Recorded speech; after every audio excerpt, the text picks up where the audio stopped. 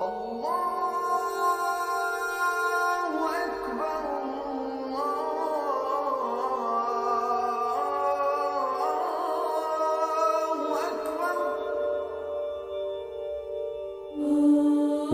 to Understanding Islam, episode 11. This is the third series. We're looking at building a just society. And today our topic is martyrdom and suicide and self-sacrifice. So let's begin the discussion by asking the question, whose life is it anyway? Who is responsible for the fact that I'm alive? Well, hardly me, and hardly even my parents, because no human beings can command another life into existence. So in Islamic understanding, our lives are a gift from God. They belong to God. We are not our own property. We are the property of God. And so the whole nature of human life is a gesture of submission to the will of God. It is obedience and acknowledging, I belong to God, I am the property of God. Therefore, it's not for me to decide when it should be that I should die. So the Quran is explicit in forbidding me to commit suicide. Suicide is an illegal and immoral act, according to Islam. It's directly forbidden. So all human beings come from God, all human beings are going to God, and God alone knows the hour when any human being should die. So when we're talking about martyrdom, this isn't something in which I decide I will be a martyr. Rather, it's always a question of submission to the divine will. If God so wills that I should be a martyr, then so be it. God will find in me an obedient servant. So it's never a matter of my choice, it's always a matter of invitation and response. We can see this when we look at the Quranic story of Abraham and Ismail. Because Abraham is commanded by God to sacrifice his son. And then he goes to Ismail and says, Ismail, this is what God has commanded me to do. What do you say about it? And Ismail replies, you will find in me an obedient one, a patient one. So he is obedient to the will of God. My life belongs to God. If it should please God that I should die now, so be it.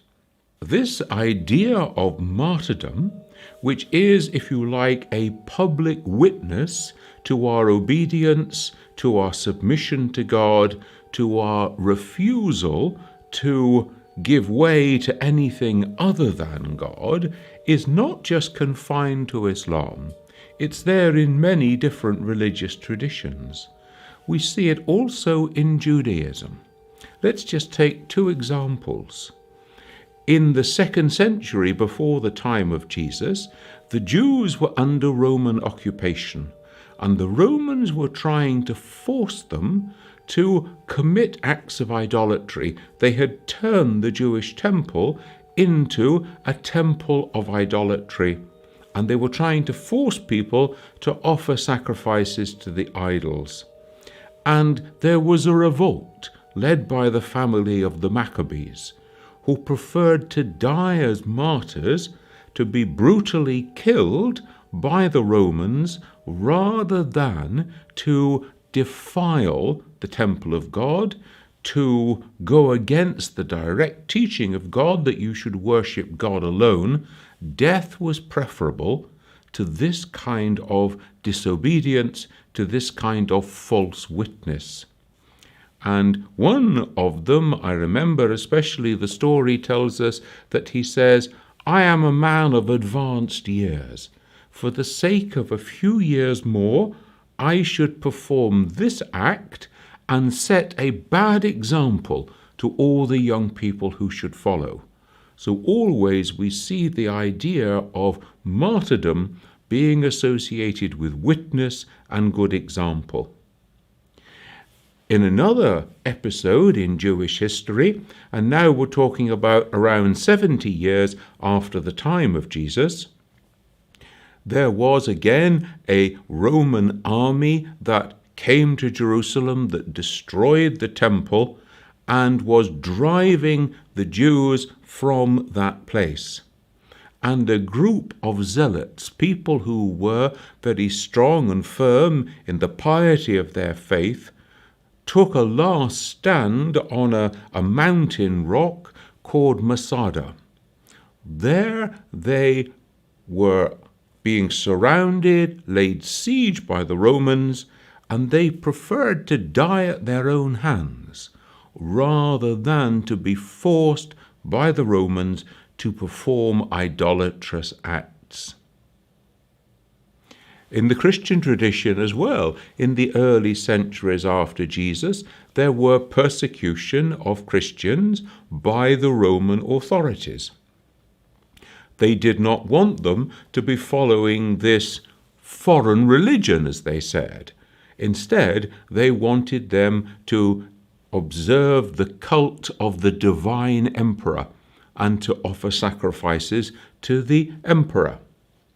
And they were threatening them with dreadful suffering, being thrown to lions, being burnt, being torn apart, and so on, if they refused to worship the emperor. And they preferred death in this way to going to a false act, an act of false witness by worshipping the Roman emperor instead of worshipping God alone. So we can see this business of martyrdom, which is running through different religious traditions. We see it in Chinese tradition, in Japanese tradition as well, with the martyrs who were warriors. And to be a warrior, to be prepared to fight in the way of your religious tradition, was also an important part in these cultures, just as it was at times in Christianity too, when we see the military orders there who were prepared to fight to defend the holy places, for example.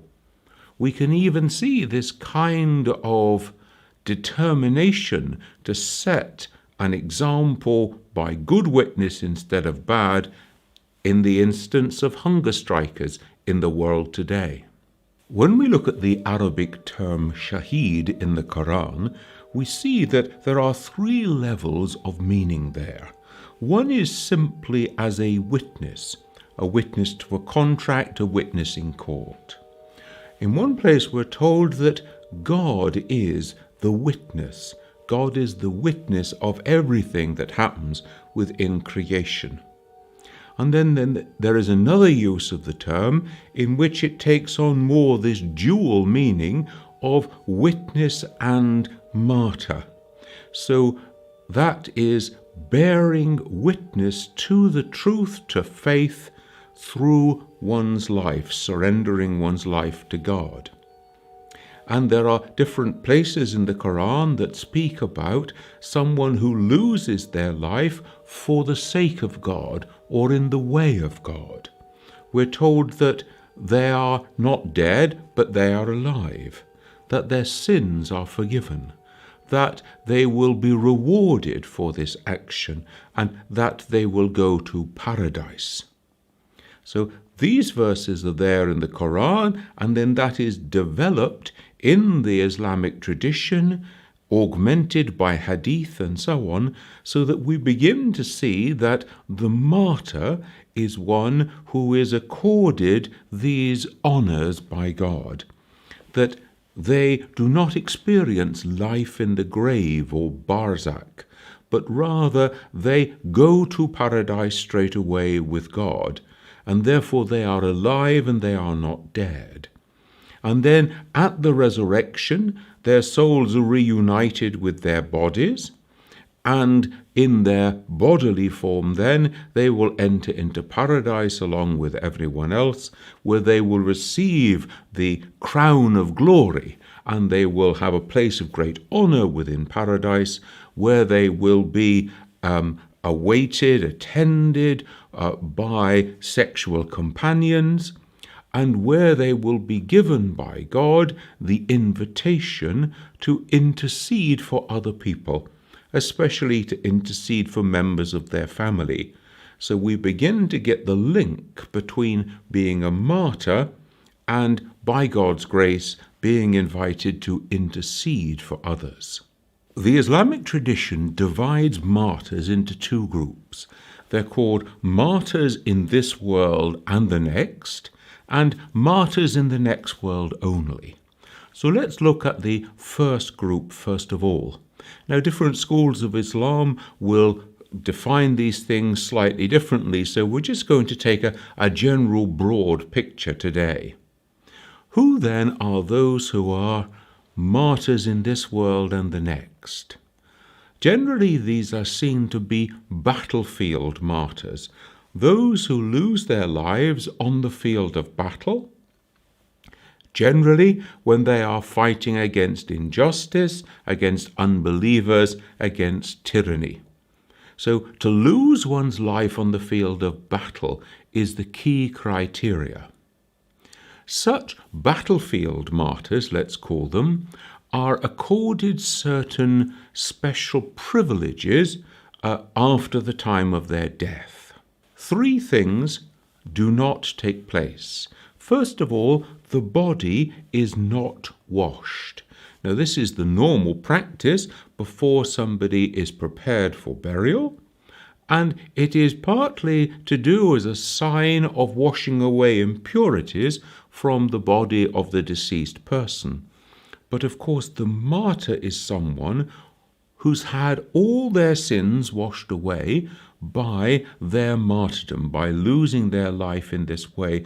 Therefore, there is no question of any impurity or sin clinging to them, and so they are not washed in preparation for burial. Secondly, they are not shrouded, but rather they are buried in the clothes that they were wearing when they lost their lives. Traditionally, this was called blood-stained clothing.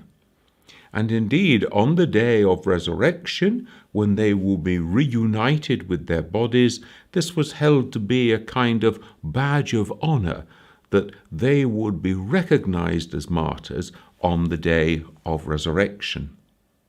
And then there's the question of whether or not one should pray over the martyr at the burial.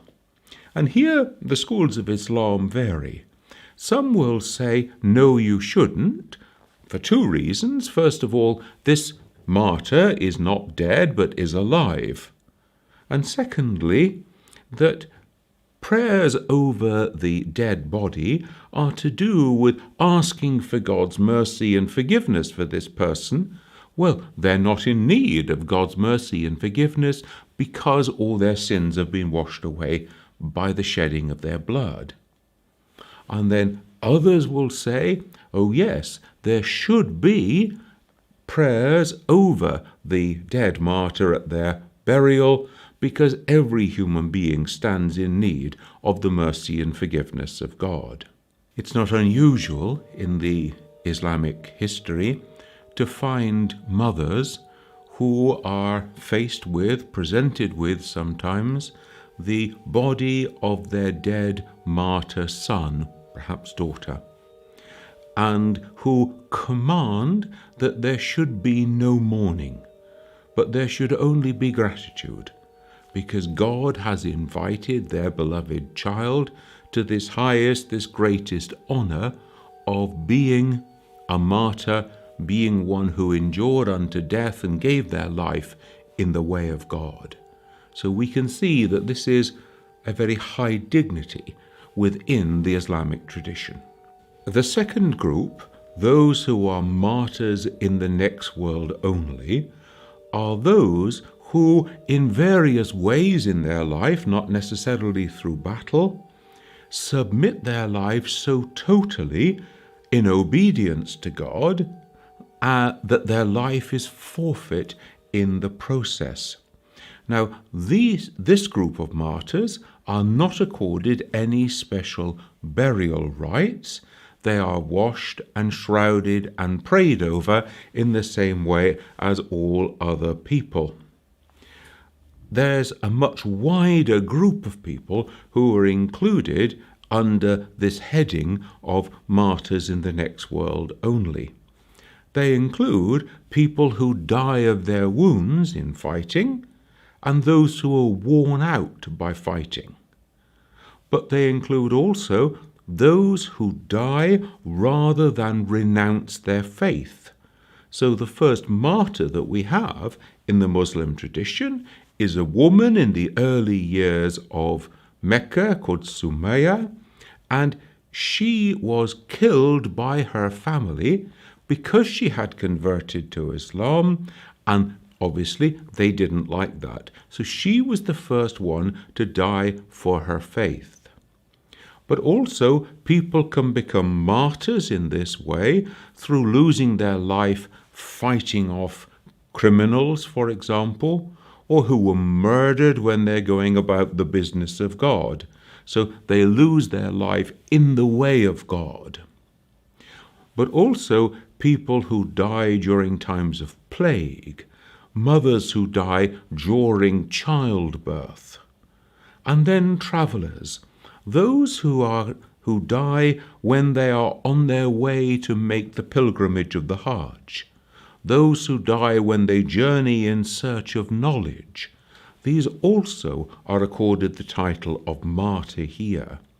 And amongst the Sufis, they will use this title for someone who has completely destroyed the lower inclinations so that they have elevated and raised their spirit to be in a state of communion with God. So we see a much wider grouping under martyrs of the next world only. There are certain people within the Islamic tradition who stand out as exemplary martyrs.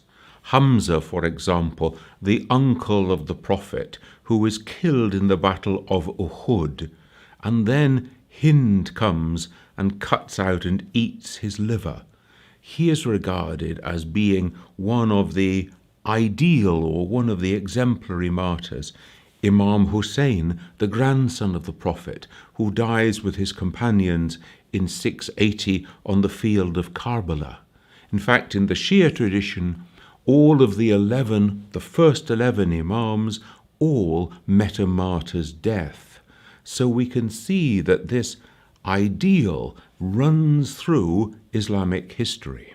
Now we need to face the question about a suicide martyr. Can those two terms go together?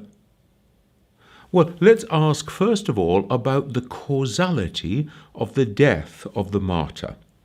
You see, the martyr is someone who takes a stand in the way of God, who takes a stand for justice, for truth, for faith, for obedience to God's command, and will not move and will not give way to tyranny, no matter what the other person does. And so they are killed by the other person because of their stand for truth. So the causality of their death is very clear. Someone else kills them because of their stand in the way of God. Now, if we compare that with suicide, a suicide is someone who kills themselves.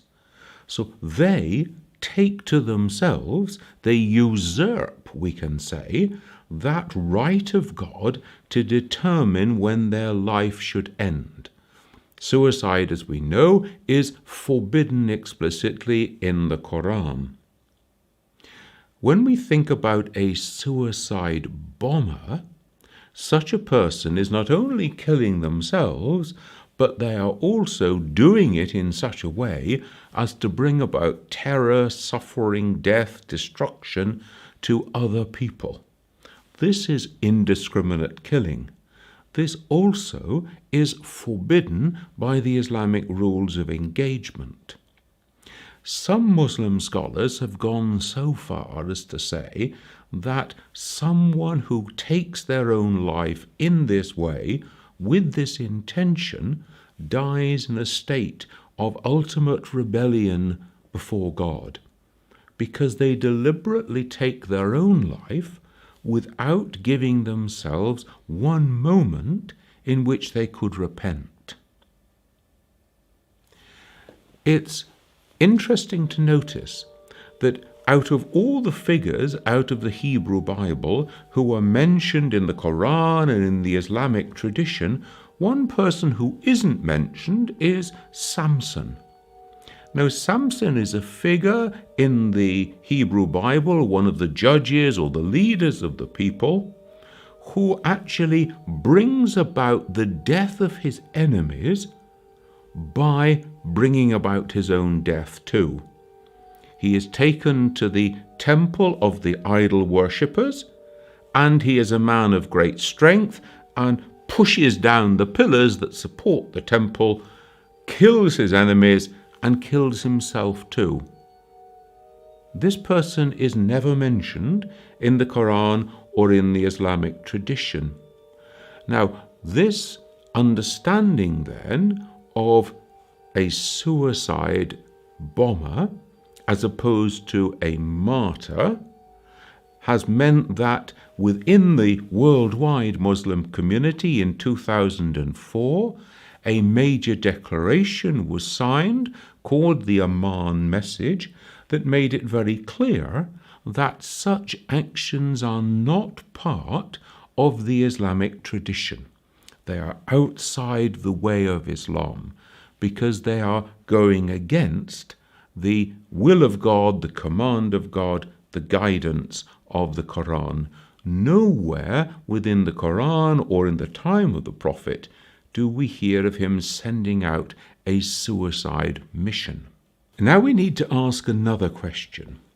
What is the difference between a suicide and an act of self-sacrifice?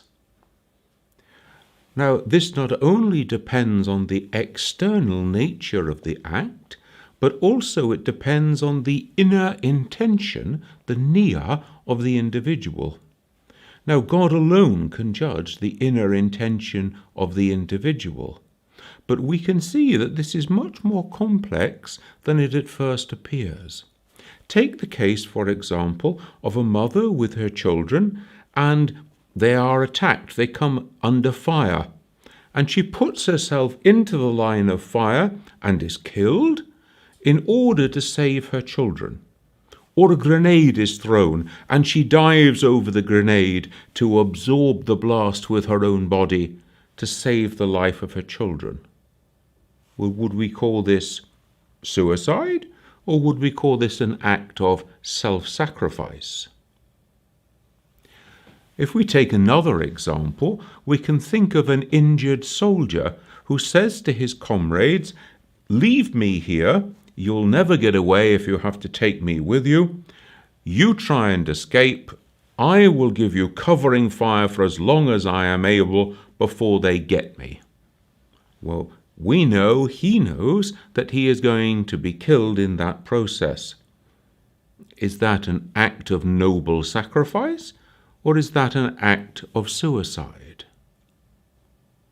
Or if we think in our own time, a nuclear reactor dysfunctions, goes into meltdown or whatever, somebody volunteers to go in and to try to switch it off, to try to repair the damage in some way in order to save a major catastrophe.